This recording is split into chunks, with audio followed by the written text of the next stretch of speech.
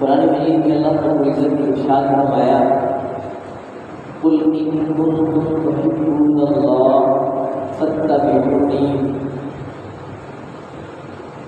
اے نبی جی صلی اللہ علیہ وسلم آپ لوگوں کو بتا دو کہ اگر تم اللہ سے محبت کرنا چاہتے ہو تو اللہ کی محبت حاصل کرنے کا ایک راستہ ہے، فاتبعونی، میری اتباع کرو۔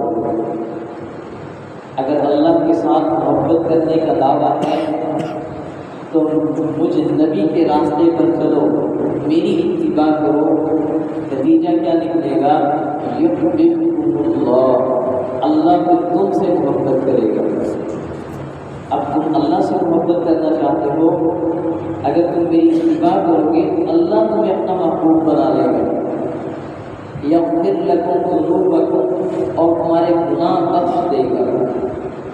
ان اللہ غفور رحیم، بے شک اللہ تعالیٰ بڑے بخشنے والے ہیں، مہربان ہیں۔ حدیث پاک کے اندر حضور علیہ السلام نے ارشاد فرمایا لا یؤمن احدکم، کہ تم میں سے کوئی بندہ اس وقت تک کامل مسلمان نہیں ہو سکتا حتی اکون احب الیہ من والدہ وولدہ والناس اجمعین، جب تک کہ سب سے زیادہ، اپنے ماں باپ سے زیادہ، اپنی اولاد سے زیادہ، سارے لوگوں سے زیادہ مجھ سے محبت نہ کرے، اس وقت تک وہ بندہ کامل مسلمان نہیں ہو سکتا، ایمان اس کا مکمل نہیں ہو سکتا۔ میرے بھائیوں، ایمان کو مکمل کرنے کی شرط یہ ہے کہ سب سے بڑھ کر اللہ کے نبی صلی اللہ علیہ وسلم کے ساتھ محبت کی جائے۔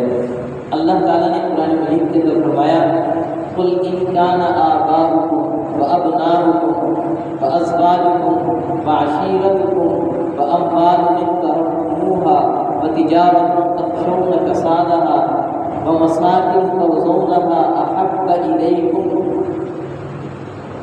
من اللہ ورسولہ وجہاد فی سبیلہ فتربصوا حتی یأتی اللہ بامرہ۔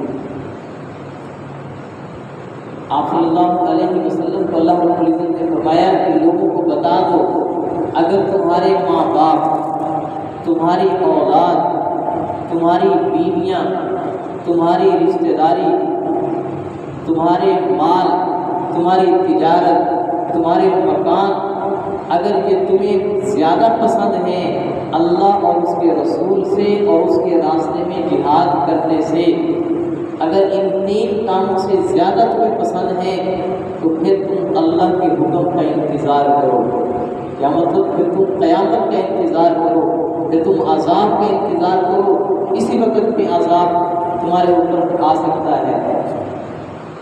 اس لیے اپنے ماں باپ سے بڑھ کر زیادہ محبت حضور علیہ السلام سے ہونی چاہیے، پھر ہم کامل مسلمان ہوں گے۔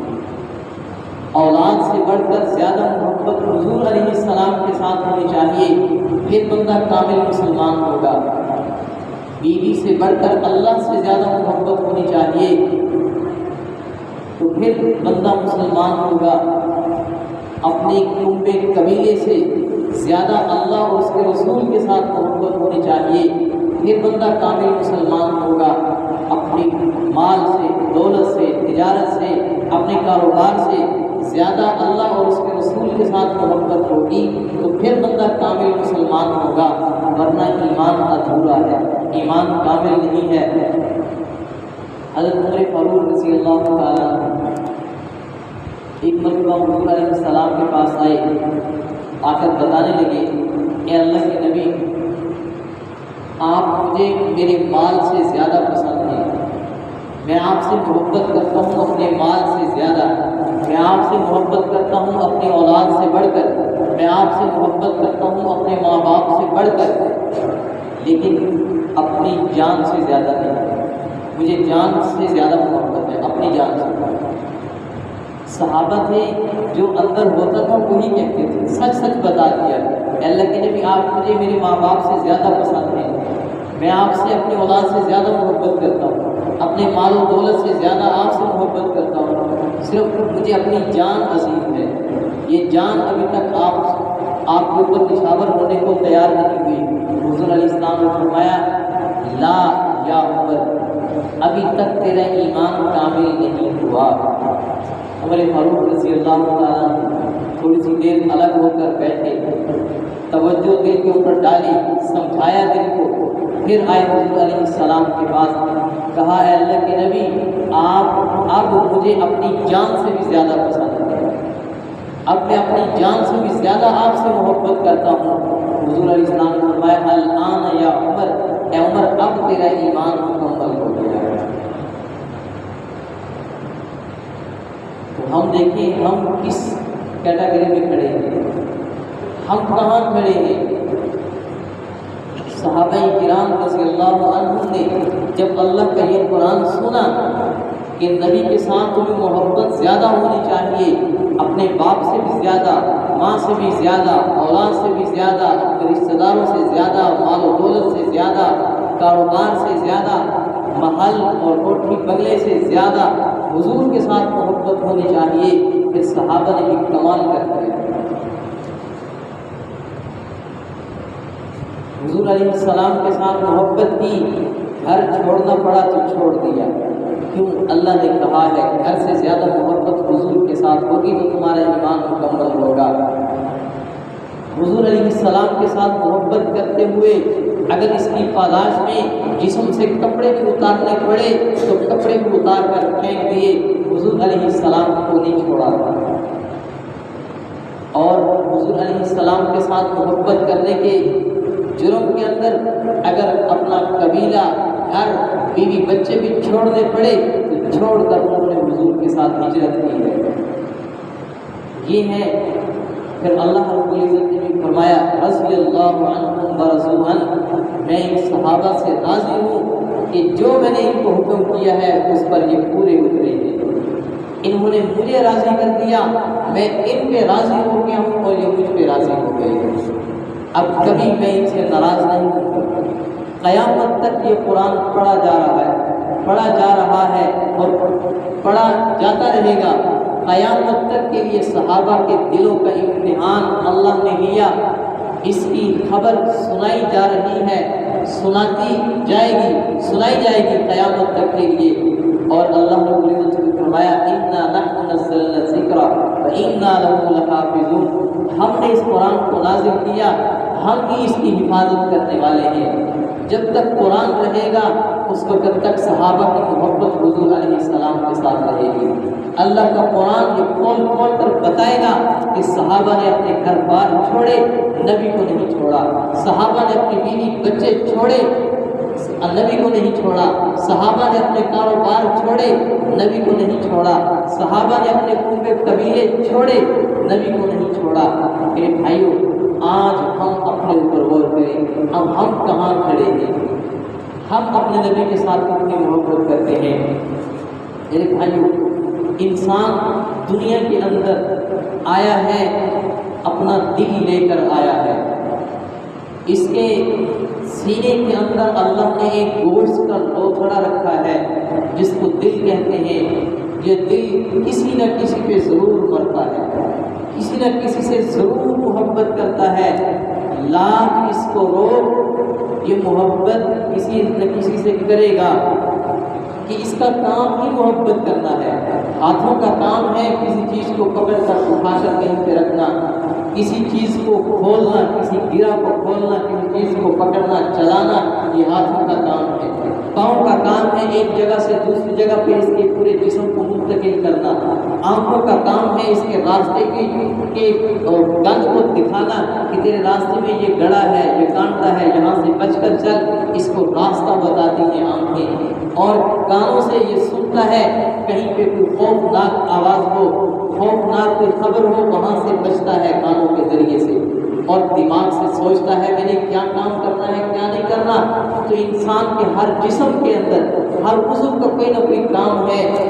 دل کا کام محبت کرنا ہے، آنکھوں کا کام دیکھنا ہے، کانوں کا کام سننا ہے، پاؤں کا کام چلنا ہے، ہاتھوں کا کام پکڑنا ہے، دل کا کام ہے محبت کرنا۔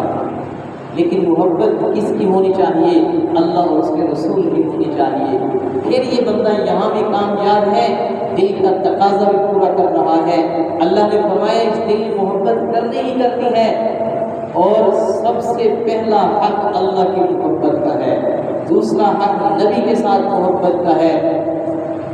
ان دو کے ساتھ محبت ہوگی تو یہ دل کا تقاضا پورا ہوگا، دل کا منشا پورا ہوگا کہ اللہ نے جس کے لیے اس دل کو بنایا ہے، اس نے اسی چیز کو اس دل کے اندر بسایا ہے۔ تو بھائی کسی نہ کسی سے یہ محبت ضرور کرے گا، اگر انسانوں سے نہیں تو جانوروں سے کرے گا، جانوروں سے نہیں تو نباتات سے کرے گا، نباتات سے نہیں تو جمادات سے کرے گا، کسی نہ کسی سے ضرور یہ محبت کرتا ہے۔ کئی لوگ دیکھیں یہ جانوروں سے محبت کرتے ہیں، انسانوں میں کوئی دوست نہیں ہوتا ہوگا، ہر وقت جانوروں کی دیکھ بھال، جانوروں کے ساتھ محبت، انس، اور کئی لوگ پودوں کے ساتھ محبت کرتے ہیں، درختوں کے ساتھ محبت کرتے ہیں، ہر وقت اسی میں لگے رہتے ہیں۔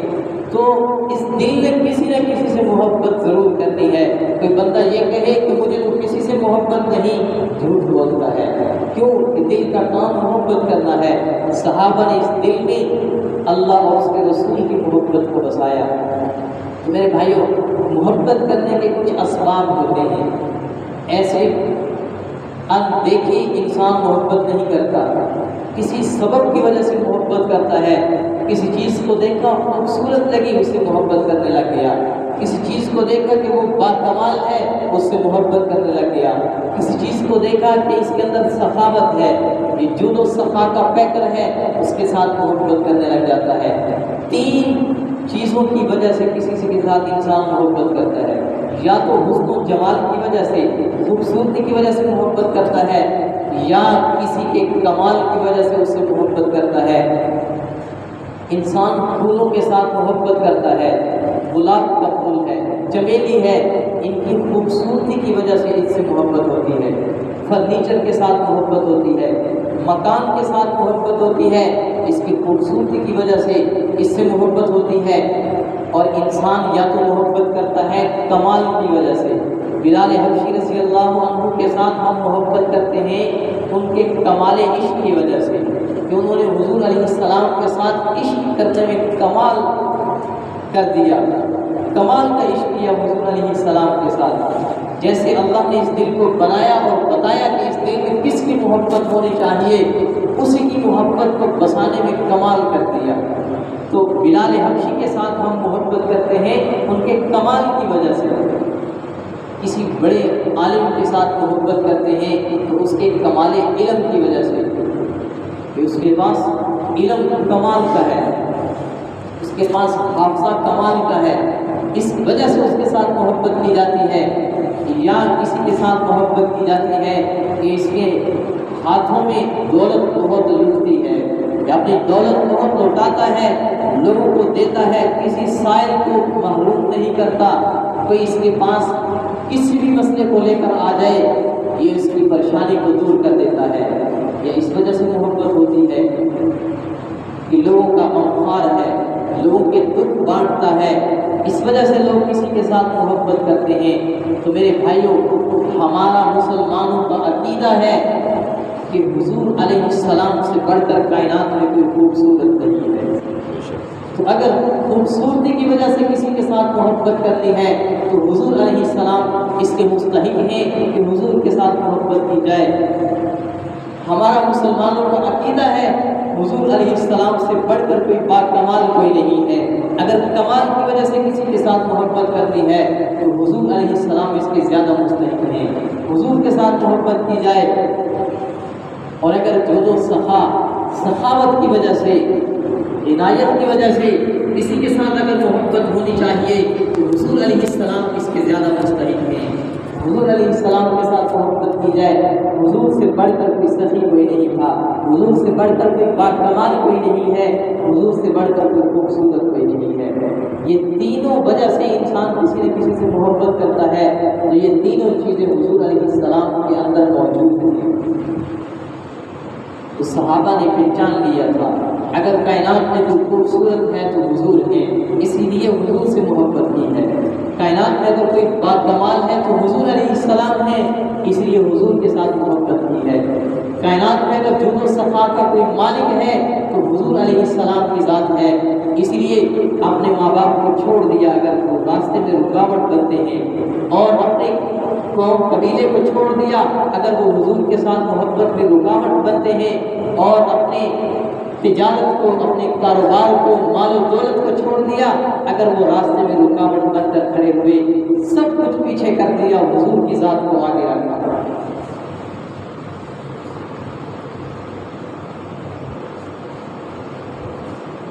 تو سب سے پہلی جو وجہ ہوتی ہے وہ حسن ہوتی ہے کہ انسان خوبصورتی کو دیکھ کر کسی سے محبت کرتا ہے۔ یوسف علیہ السلام کو اللہ رب العزت نے بڑا خوبصورت بنایا، بڑے ہی خوبصورت تھے۔ جب زلیخا کی سہیلیوں نے زلیخا کے اپنے غلام پر فریفتہ ہونے پر تانا دیا کہ تو اپنے غلام پر مرتی ہے، کیا ہو گیا تجھے؟ اس نے کہا اچھا میں تمہارا بھی امتحان لے لی تھی۔ ان کی دعوت رکھی، دسترخوان لگایا، اس پر کھانے سجائے، پھل رکھے، اور ایک ایک اپنی سہیلی کے ہاتھ میں چھری دے دی کہ اپنی مرضی سے پھل کو کاٹ کر کھاتی جاؤ، اور ادھر سے یوسف علیہ السلام کو اشارہ کیا کہ یہاں سے آپ گزر جائیں۔ تو ان عورتوں نے یوسف علیہ السلام کے حسن کو دیکھا، پھل کاٹتی کاٹتی پھل ختم ہو گیا، انگلیاں کاٹنا شروع کر دی۔ یوسف علیہ السلام کے حسن کو دیکھ کر ایسی دیوانی ہو گئی کہ اپنی انگلیوں کے اوپر بھی چھری چلا بیٹھی۔ حضرت عائشہ رضی اللہ عنہا فرماتی ہیں اگر ان عورتوں نے جنہوں نے یوسف کے حسن کو دیکھا اپنی انگلیاں کاٹ لی، اگر میرے محبوب کی صرف پیشانی کو دیکھ لیتی تو اپنے دل کے ٹکڑے ٹکڑے کروا دیتی۔ حضور علیہ السلام سے بڑھ کر کوئی خوبصورت نہیں۔ اللہ رب العزت نے یوسف علیہ السلام کا بھی حسن اپنے محبوب کو عطا کر دیا، اپنے خزانوں سے بھی حسن حضور علیہ السلام کو دیا۔ سارے نبیوں کے کمال اللہ نے اٹھا کر حضور علیہ السلام کو دیے۔ حضرت ابو ہریرہ رضی اللہ تعالیٰ عنہ ہر وقت حضور علیہ السلام کے دربار میں رہتے تھے، حضور کی خدمت میں رہتے تھے۔ ایسا موقع بھی آتا تھا کہ حضور علیہ السلام کی مسجد میں یا تو حضور ہوتے تھے یا دوسرے ابو ہریرہ ہوتے تھے، تیسرا کوئی نہیں ہوتا تھا۔ خوب حضور علیہ السلام کا نظارہ کرتے تھے، حسن کو دیکھتے تھے، چہرے کو دیکھتے تھے، ہاتھوں کو دیکھتے تھے، مطلب کہ یکسوئی کے اندر بھی حضور علیہ السلام کو دیکھا۔ کسی نے ان سے پوچھا کہ آپ نے تنہائی میں بھی حضور علیہ السلام کو دیکھا؟ ایسے موقع بھی آئے ہیں کہ آپ ہی صرف دیکھنے والے ہوتے تھے اور مسجد میں کوئی نہیں ہوتا تھا، آپ بتائیں حضور کیسے تھے، حضور کا حسن کیسا تھا؟ تو فرمانے لگے میرے پاس اور تو کوئی مثال نہیں ہے، کوئی دنیا کے اندر مثال نہیں ہے کہ میں کہوں کہ حضور اس جیسے تھے، دنیا کے اندر کوئی چیز ایسی نہیں، بس اتنا کہتا ہوں ما رأیت شیئا احسن من رسول اللہ صلی اللہ علیہ وسلم، آج تک میں نے حضور سے بڑھ کر کوئی خوبصورت نہیں دیکھا۔ سبحان اللہ۔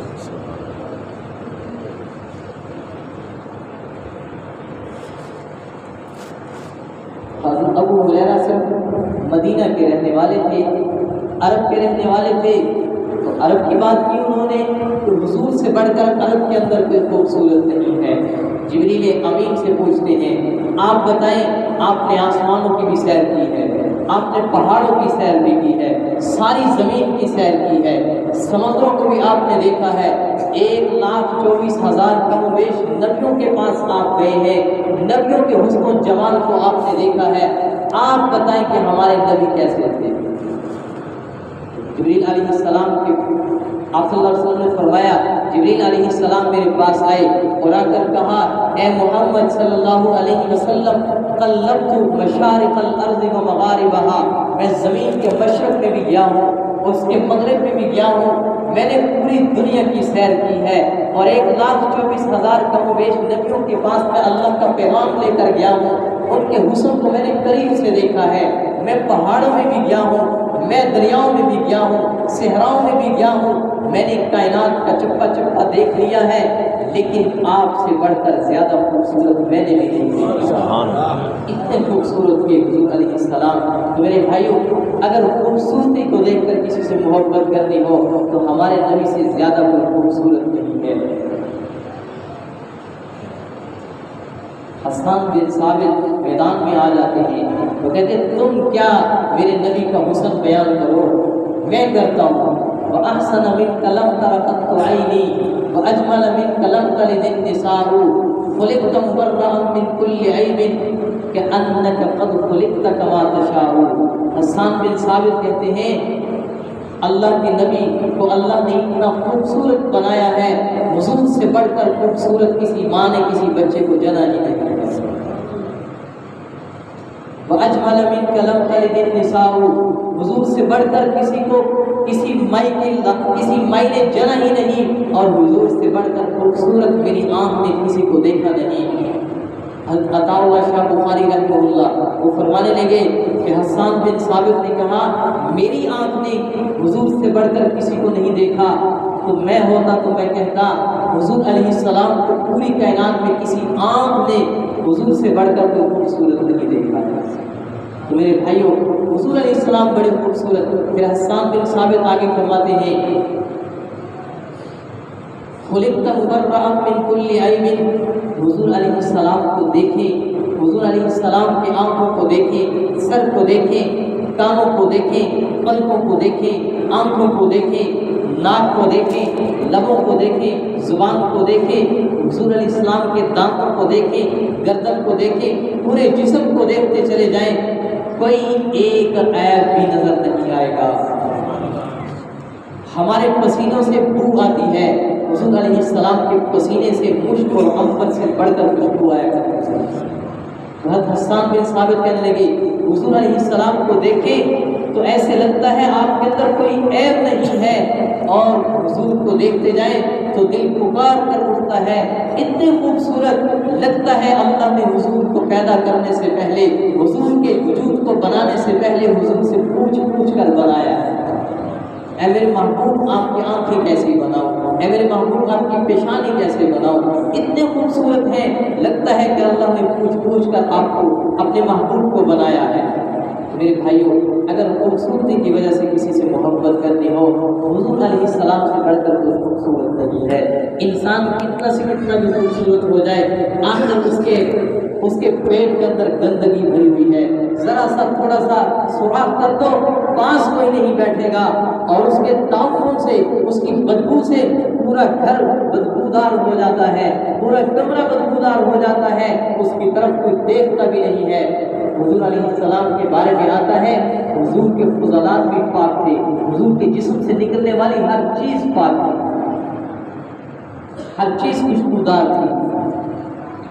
تو اگر خوبصورتی کی وجہ سے محبت کرنی ہے، حضور علیہ السلام سے بڑھ کر کوئی خوبصورت نہیں ہے، اور اس محبت کے اندر انسان کامیاب بھی ہوتا ہے۔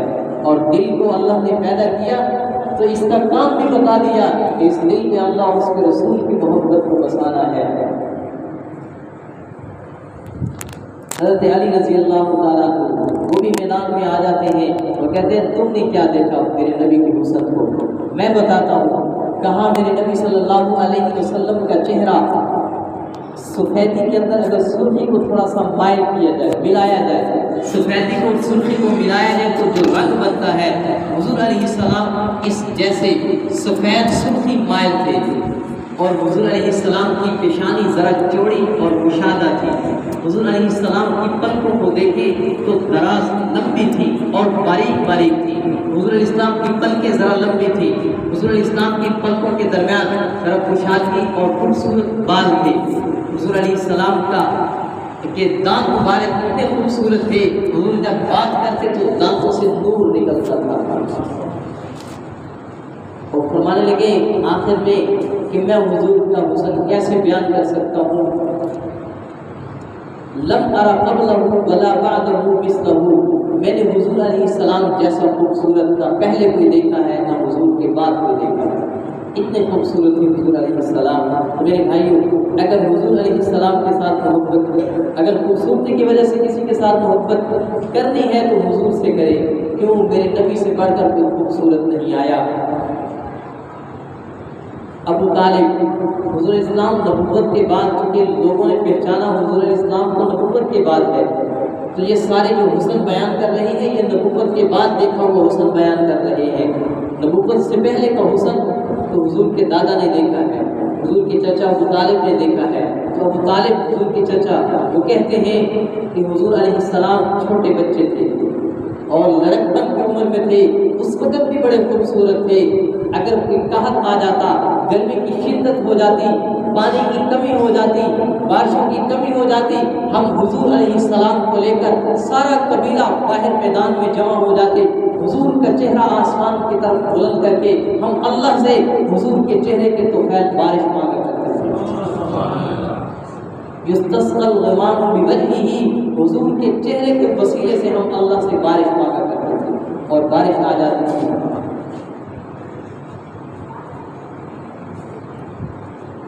حضرت جابر رضی اللہ تعالیٰ عنہ وہ آ جاتے ہیں میدان میں، کہنے لگے میں نے بھی حضور علیہ السلام کے حسن کو ایک رات دیکھا، 14ویں رات کا چاند بھی آسمان پہ تھا اور اللہ کا یہ چاند بھی زمین پہ آرام کر رہا تھا، تو میں کبھی چاند کی طرف دیکھتا ہوں، کبھی حضور علیہ السلام کے چہرے کی طرف دیکھتا ہوں، اور میں یہ جان رہا تھا کہ ان دونوں چاندوں میں کون زیادہ خوبصورت ہے، آسمان کا چاند زیادہ خوبصورت ہے یا اللہ کا یہ چاند زیادہ خوبصورت ہے، یہ مدینے والا چاند زیادہ خوبصورت ہے۔ تو کہنے لگے میں بار بار دیکھتا تھا اور بے ساختہ میرے دل نے فیصلہ کیا چاند سے تشبیہ دینا انصاف نہیں ہے، چاند سے تشبیہ دینا بھی کوئی انصاف کی بات ہے، چاند کے منہ پہ چھائیاں ہیں، میرے مدنی کا چہرہ صاف ہے۔ میرے بھائیوں، اگر خوبصورتی کی وجہ سے کسی کے ساتھ محبت کرنی ہے، حضور سے بڑھ کر دنیا میں کوئی خوبصورت نہیں آیا۔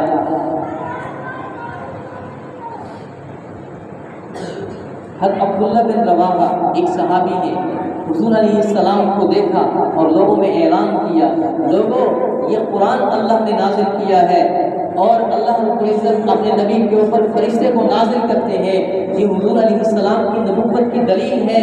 اللہ کو قرآن کہتا ہے ما کان محمد ابا احد من رجالکم ولکن رسول اللہ وخاتم النبیین، کہ یہ محمد صلی اللہ علیہ وسلم اللہ کا آخری رسول ہے۔ محمد الرسول اللہ والذین معه اشداء علی الکفار رحماء بینہم، کبھی قرآن کہتا ہے کہ محمد صلی اللہ علیہ وسلم اللہ کے رسول ہیں، قرآن حضور علیہ السلام کی خبریں دے رہا ہے کہ لوگ اس کے اوپر ایمان لے آؤ۔ تو عبداللہ بن رواحہ فرماتے ہیں حضور علیہ السلام کا چہرہ اتنا خوبصورت تھا، اتنا نورانی تھا، اگر یہ قرآن نہ بھی اترتا تو لوگ حضور کے چہرے کو دیکھ کر حضور کو نبی مانتے تھے، اتنا خوبصورت چہرہ تھا۔ حضور کا چہرہ بتاتا تھا کہ یہ انسان سچا ہے، یہ سچے انسان کا چہرہ ہے۔ تو میرے بھائیوں، اگر خوبصورتی کی وجہ سے کسی کے ساتھ کسی کے اوپر مرنا ہے تو اپنے نبی پر مرے، اپنے نبی کے نام پر مرے، اپنے نبی کی حرمت پر ہم کٹ جائیں۔ اگر کسی پر کٹنا ہے تو حضور علیہ السلام زیادہ مستحق ہیں۔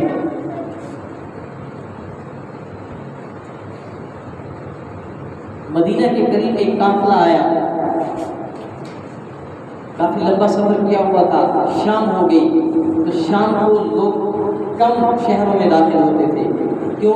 تو اس وقت زمانے میں شہروں کے باہر دیوار ایک ہوتی تھی، تو شام کے وقت وہ دیوار کے دروازے بند ہو جاتے تھے، شہر کے دروازے بند ہو جاتے تھے، تو بہرحال لوگ پرہیز کرتے تھے شام کو شہروں میں داخل ہونے سے۔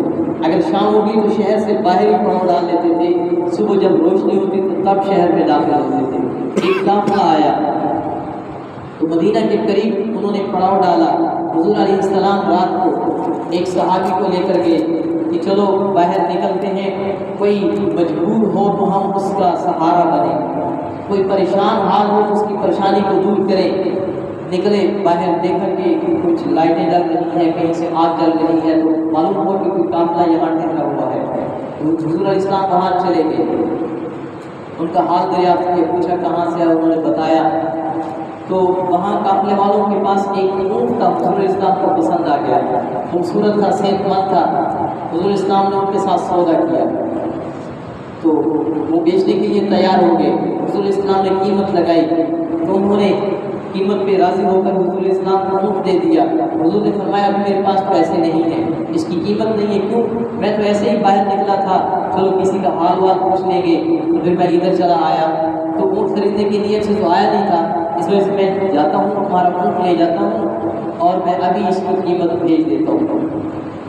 حضور اسلام وہاں سے اونٹ لے کر واپس آ گئے اور تھوڑی دیر کے بعد قافلے میں ہلچل مچ گئی کہ ایک اجنبی انسان آیا تھا، قافلے والوں کا اونٹ خرید کر چلا گیا، اب وہ واپس نہیں آیا، اتنی دیر ہوگی واپس نہیں آیا، ہمیں تو لوٹ کر لے گیا، نعوذ باللہ۔ تو بڑے پریشان ہوئے، وہ خبر پھیلتی پورے اس قافلے کے اندر پھیل گئی۔ ایک عورت اپنے خیمے کے اندر سے پھٹک تھی، تھوڑی سی سوراخ تھا، اس میں سے دیکھ رہی تھی جب حضور کو لے رہے تھے اونٹ، اس عورت نے پوچھا یہ شور کس چیز کا ہے؟ بتایا کہ ایک آدمی آیا تھا، اونٹ خرید کر چلا گیا، ابھی تک اس نے پیسے نہیں بھیجے، واپس نہیں آیا۔ اس عورت نے کہا صبر کرو، شور کرنے کی ضرورت نہیں، ابھی واپس آئے گا۔ انہوں نے کہا وہ کیسے؟ تو نے تو اس کو دیکھا نہیں، تو اس کو پاس نہیں تھی جب یہ معاملہ ہم کر رہے تھے۔ اس عورت نے کہا خیمے کے اندر سوراخ تھا، اس سوراخ سے میں دیکھ رہی تھی جب وہ انسان تم سے کچھ خرید رہا تھا، اس کا چہرہ بتا رہا تھا کہ یہ سچا انسان ہے، وعدے کا پاسدار انسان ہے، وہ ابھی تمہیں واپس کر دے گا تمہاری قیمت۔ تھوڑی دیر گزری، دو صحابی آئے، دونوں کے سروں کے اوپر بڑے بڑے تھال رکھے ہوئے ہیں، کھجوروں سے بھرے ہوئے ہیں۔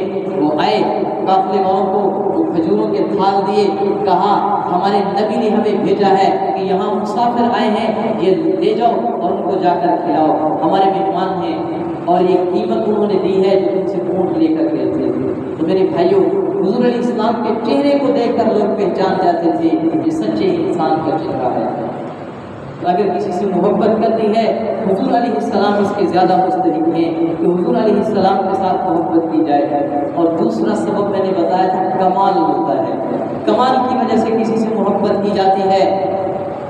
حضور علیہ السلام سب نبیوں میں سب سے زیادہ باکمال تھے، پوری دنیا میں اللہ نے اپنے محبوب کو باکمال بنایا ہے۔ اللہ تعالیٰ نے حضور علیہ السلام کے اس کمال کو دنیا کو دکھانے کے لیے 3 بڑے بڑے اجتماع کیے۔ حضور علیہ السلام کو اللہ تعالیٰ نے باکمال بنایا، اور سارے انسانوں میں اگر کوئی کچھ لوگ کامل ترین انسان ہے تو وہ نبیوں کی جماعت ہے، نبی سب سے زیادہ کامل ہوتے ہیں، اور اگر نبیوں میں بھی کوئی باکمال ہے تو ہمارے نبی ہیں۔ معراج کی رات اللہ رب العزت نے حضرت آدم علیہ السلام سے لے کر عیسیٰ علیہ السلام تک 1,24,000 کم بیش سب نبیوں کو مسجد اقصیٰ کے اندر جمع کیا۔ کامل ترین افراد کو اللہ رب العزت نے جمع کیا، اذان ہو گئی، نماز کے لیے تیار ہیں۔ اب فیصلہ نہیں کر پا رہے تھے ہم میں امامت کا مستحق کون ہے، کس کو ہم امام بنائیں۔ اللہ رب العزت نے جبریل علیہ السلام کو حکم دیا میرے محبوب کو پکڑ کر مصلی پہ کھڑا کر دو، میں دنیا کو بتا دیتا ہوں اگر نبیوں میں بھی کوئی بڑھ کر باکمال ہے، نبیوں کا بھی اگر کوئی امام ہے تو میرا یہ محبوب ہے۔ سبحان اللہ۔ تو میرے بھائیوں، اگر کمال کی وجہ سے کسی سے محبت کرنی ہے تو حضور سے بڑھ کر کوئی باکمال نہیں ہے۔ اللہ رب العزت اپنے محبوب کا یہ کمال میدان محشر میں بھی ظاہر کریں گے۔ میدان محشر ہوگا، کوئی جماعت کسی کے ساتھ ہوگی، کسی کا پیشوا کون ہوگا، کسی کا پیشوا رہبر کون ہوگا، ہر کوئی انسان اپنے اپنے رہبر کے پیچھے ہوں گے، اپنے اپنے رہبر کے جھنڈے کے نیچے ہوں گے، اور میرے نبی کے ہاتھ میں بھی ایک جھنڈا ہوگا اور اس کے نیچے سارے نبی ہوں گے۔ حضور علیہ السلام وہاں بھی نبیوں کی امامت کر رہے ہوں گے، نبیوں کے سردار ہوں گے، نبیوں کے پیشوا اور رہبر ہوں گے۔ اگر کمال کی وجہ سے محبت کرتی ہے تو حضور دنیا میں بھی باکمال ہے، حشر میں بھی باکمال ہے۔ اور اللہ تعالیٰ آپ صلی اللہ علیہ وسلم کا یہ کمال ظاہر کرنے کے لیے ایک اور موقع دیں گے۔ میدان محشر میں سارے نبی، سارے انسان، سارے اولیاء، سارے اتقیاء، سارے نیک لوگ پریشان ہوں گے۔ ہر ایک یہ کہہ رہا ہوگا نفسی نفسی۔ سارے انسان جمع ہو کر آدم علیہ السلام کے پاس جائیں گے، آپ ہماری سفارش کر دیں۔ سورج سوا نیزے پر ہوگا اور زمین تانبے کی ہوگی، اتنی شدت کی گرمی ہوگی، اگر دنیا میں ہوتے تو تباہ و برباد ہو جاتے، کیونکہ وہاں موت نہیں ہوگی، وہاں آگ ہی آگ ہے، آگ کے اندر جل کر موت نہیں آئے گی، بس جلن ہی جلن ہوگی، تکلیف ہی تکلیف ہوگی۔ تو لوگ سارے کے سارے جمع ہو کر آدم علیہ السلام کے پاس جائیں گے، اللہ سے سفارش کریں، حساب و کتاب شروع کریں اور ہمارا فیصلہ کر دیں۔ دوزخ میں ڈالنا ہے تو وہاں ڈال دیں، جنت میں بھیجنا ہے جنت میں بھیج دیں، اس میدان سے ہماری جان چھڑا دیں۔ اتنی شدت کی، حرارت کی اور اتنی گرم زمین ہے اور اوپر سے سورج بھی بالکل سر کے اوپر ہے، یہاں سے ہماری جان چھوٹ جائے اور کسی ٹھکانے میں بھیجنا ہے تو بھیج دیں۔ میرے بھائیوں، یہ تو اس میدان کی بات ہے، اتنی شدت ہے، لوگ پریشان ہوں گے۔ دوزخ کی گرمی تو اس سے بھی زیادہ ہوگی، دوزخ کی آگ تو اس سے بھی زیادہ شدت والی ہوگی۔ یہ تو ابھی آگ نہیں ہے، صرف تپش دکھائی جا رہی ہے، وہ بھی سورج کی۔ اور جہنم کی آگ وہ کس طرح خطرناک ہوگی، ہیبت ناک ہوگی اور کس طرح انسان کو جلائے گی۔ تو لوگ سارے کے سارے جمع ہو کر آدم علیہ السلام کے پاس جائیں گے، اللہ سے سفارش کریں، حساب و کتاب شروع ہو۔ آدم علیہ السلام کہیں گے آج بڑا پریشان کرنے والا دن ہے، بڑا ہیبت ناک دن ہے، ہمیں اللہ سے خوف آتا ہے، اللہ سے شرم آتی ہے، اللہ کے سامنے ہم بات نہیں کر سکتے، اللہ کا اتنا جلال ہے۔ تم چلے جاؤ نوح علیہ السلام کے پاس، 950 سال انہوں نے اللہ کی طرف لوگوں کو بلایا، اللہ کے بڑے مقرب نبی ہیں، ان کے پاس آپ چلے جائیں، شاید کہ وہ آپ کی سفارش کر دیں۔ سارے لوگ مل کر آئیں گے حضرت نوح علیہ السلام کے پاس کہ اللہ نے آپ کو بڑا مقام دیا، دنیا میں اللہ نے عذاب بھیجا، طوفان بھیجا تھا، اس میں اللہ نے آپ کو اور آپ پر ایمان لانے والوں کو محفوظ اور حفاظت کے ساتھ، بس سلامتی کے ساتھ اللہ نے آپ کو کامیاب کیا تھا۔ آج آپ ہماری سفارش کر دیں، اس گرمی سے ہماری جان چھوٹ جائے۔ وہ کہیں گے مجھے بھی اللہ کے سامنے جاتے ہوئے حیا آتی ہے، شرم آتی ہے، میں آج اللہ کے سامنے بات نہیں کر سکتا، ہمت نہیں ہے، میں نہیں جا سکتا۔ تم چلے جاؤ ابراہیم علیہ السلام کے پاس، وہ تمہاری شاید سفارش کر دیں۔ سارے لوگ مل کر ابراہیم علیہ السلام کے پاس کہ اللہ کے نبی، آپ کو اللہ نے بڑا مقام دیا، آگ کے اندر 40 دن آپ کو اللہ نے سلامت کے ساتھ رکھا، آپ کو اللہ نے کامیاب کیا، آج ہماری آپ سفارش کر دیں۔ آدم علیہ السلام بھی معذرت کریں گے کہ میں معذرت خواہ ہوں، یہ کام میں نہیں کر سکتا، تم چلے جاؤ موسیٰ علیہ السلام کے پاس۔ موسیٰ علیہ السلام کے پاس سارے لوگ آئیں گے، وہ بھی آگے سے معذرت کر دیں گے، یہ کام میں نہیں کر سکتا، مجھے اللہ کے سامنے جاتے ہوئے حیا آتی ہے۔ سارے لوگ کہیں گے عیسیٰ علیہ السلام کے پاس چلے جاؤ، وہ شاید کہ تمہاری سفارش کر دے، اللہ نے ان کو بغیر باپ کے پیدا کیا، ان کی ماں کو اللہ نے بڑی عزت دی، تو آپ ان کے پاس چلے جائیں، ہو سکتا ہے کہ تمہارا کام وہاں چل جائے۔ سارے لوگ مل کر سیدنا عیسیٰ علیہ السلام کے پاس آئیں گے، اللہ کے محبوب کے پاس عیسیٰ علیہ السلام کہیں گے میں بھی معذرت خواہ ہوں، یہ کام میں نہیں کر سکتا، مجھے اللہ کے سامنے جاتے ہوئے حیا آتی ہے، میں یہ کام نہیں کر سکتا، ہاں تمہیں ایسی جگہ بتا دیتا ہوں جہاں تمہارا کام چل جائے گا، تمہیں ایک ایسی ہستی بتا دیتا ہوں جو تم سے معذرت نہیں کرے گی، تمہاری سفارش کرنے پر وہ تیار ہو جائیں گے۔ تم چلے جاؤ آمنہ کے لال عبداللہ کے لخت جگر کے پاس، اللہ کے محبوب کے پاس چلے جاؤ، وہ تمہیں خالی ہاتھ نہیں لوٹائیں گے۔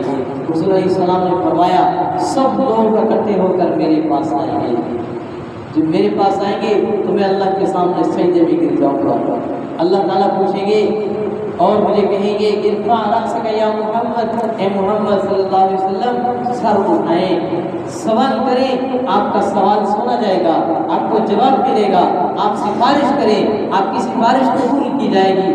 میرے بھائیوں، حساب و کتاب شروع ہوگا۔ اللہ کے نبی صلی اللہ علیہ وسلم کو وہاں پہ اپنے امتیوں کی فکر ہوگی، حساب و کتاب شروع ہوگا، لوگ پھر پریشانی میں مبتلا ہو جائیں گے۔ پہلے تو یہ سورج کی اور زمین کی گرمی ٹھہرنے نہیں دے رہی، اب تو حساب و کتاب کی شدت اور اس کی پریشانی بھی شامل ہو گئی ہے۔ اب انسانوں کے پسینے بہہ رہے ہوں گے کہ ہم اللہ کو حساب کیسے دیں گے، ہم اپنے گناہوں کا حساب کیسے دیں گے، گناہ تو زیادہ ہے، نیکیاں کم ہیں، آج تو ہمیں کوئی نیکیاں بھی نہیں دے رہا، اور آج تو ہر انسان اپنے اپنے ہی پریشانی میں مبتلا ہے۔ ہر انسان کہہ رہا ہوگا نفسی نفسی، اللہ میری جان بچا لے۔ قطب ابدال کہہ رہے ہوں گے اللہ میری جان بچا لے۔ آدم علیہ السلام کہہ رہے ہوں گے اللہ میری جان بچا لے، میں اپنی اولاد میں سے کسی کا سوال نہیں کرتا۔ شیش علیہ السلام کہہ رہے ہوں گے اللہ میری جان بچا لے۔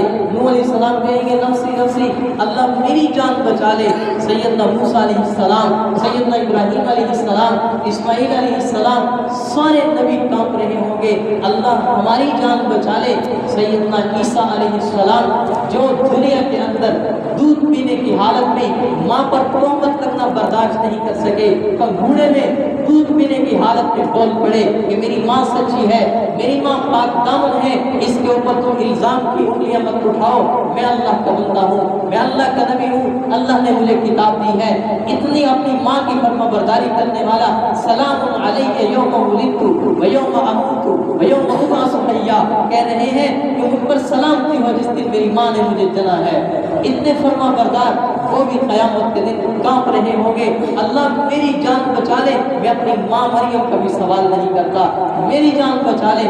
اس دن ایک آواز ایسی ہوگی، ایک ہستی ایسی ہوگی جس کو اپنی فکر نہیں ہوگی، اپنے امتیوں کی فکر ہوگی، اور اس کا لب و لہجہ لوگوں سے مختلف ہوگا، اس کی آواز لوگوں سے مختلف ہوگی، اس کی دعا لوگوں سے مختلف ہوگی، اور اس کا انداز، اس کی آواز لوگوں سے مختلف ہوگی۔ وہ کیا ہوگی؟ رب امتی امتی، اللہ میری امت کو بچا لے، اللہ میری امت کو بچا لے، میری امت کو عذاب سے بچا لے، اللہ میری امت کے عذاب کے حساب و کتاب کو آسان کر دے۔ وہاں بھی پکار رہے ہوں گے، یہ کون ہوں گے؟ میرے اور آپ کے نبی حضرت سیدنا محمد صلی اللہ علیہ وسلم بن عبداللہ بن عبد المطلب بن ہاشم بن عبد مناف بن قصی بن کلاب بن مرہ بن کعب بن لؤی بن غالب بن فہر بن کنانہ بن خزیمہ بن مدرکہ بن الیاس بن مزر بن نزار بن معد بن عدنان بن عبد بن حمیسہ بن سلیمان بن عوس بن بوس بن قنبال بن ابی بن عبام بن ناشد بن جزا بن بلداس بن یدلاب بن طابع بن جاہم بن ناحش بن ماہی بن عیفی بن عبقر بن عبید بن ندعاء بن حمدان بن صبر بن یسربی بن جہزن بن جلحن بن ارعوا بن عیزی بن زیشان بن اقناد بن ایہام بن عیزی بن اقوام بن ایہام بن عیزی بن زیشان بن اقناد بن آزر بن ارحاز بن سمی بن مزی بن عوض بن قیرام بن قیدار بن قیرام بن عیرام بن اسماعیل بن ابراہیم بن آزر بن ناحور بن سروج بن رعو بن فائج بن عابر بن ارفخشاد بن سام بن نور بن لامک بن متوشالح بن ادریس بن اخنو بن یارو بن ملحلعین بن قینان بن آنوش بن شیس بن آدم علیہ السلام ہوں گے، میرے اور آپ کے نبی ہوں گے جو دنیا میں بھی اللہ سے ہمارے لیے دعائیں کرتے گئے، اللہ میری امت کی شکلوں کو مسخ نہ کرنا، اللہ میری امت سے محبت کرنا، اللہ میری امت کو بے سہارا نہ چھوڑنا۔ آپ نے آخری وقت بھی اپنے امت کا خیال ہے، قبر میں بھی اپنی امت کا خیال ہے، اور میدان محشر میں بھی اپنی امت کا خیال ہوگا۔ میرے بھائیوں، اس دن اللہ سے ہر انسان جنت لے کر، جنت کی نعمتیں لے کر خوش ہوں گے، اور میرے اور آپ کے نبی اللہ سے اپنے امت کو بخشوا کر خوش ہوں گے۔ میرے بھائیوں، آج ضرورت ہے کہ ہم اپنے نبی کے ساتھ محبت کریں، اپنے نبی کے ساتھ وفا کریں، اپنے نبی کی سنتوں پر عمل کریں۔ نیت کرتے ہیں انشاءاللہ آئندہ کے بعد جو کام بھی کریں گے ہم اپنے نبی کے طریقے پر کریں گے۔ اللہ تعالیٰ ہمیں حضور علیہ السلام کے ساتھ